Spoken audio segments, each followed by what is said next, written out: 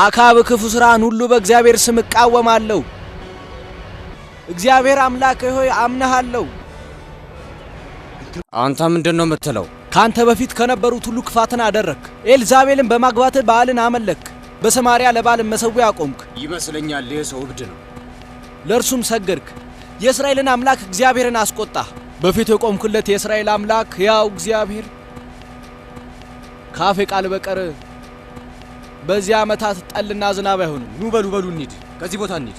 እግዚአብሔር ሆይ አምናሃለሁ። የአባቶች አምላክ እግዚአብሔር ሆይ ሕዝብን ጠብቅ። ጥፋት፣ ርኩሰት፣ ኃጢአትና በደል ምድርን ሞሉ።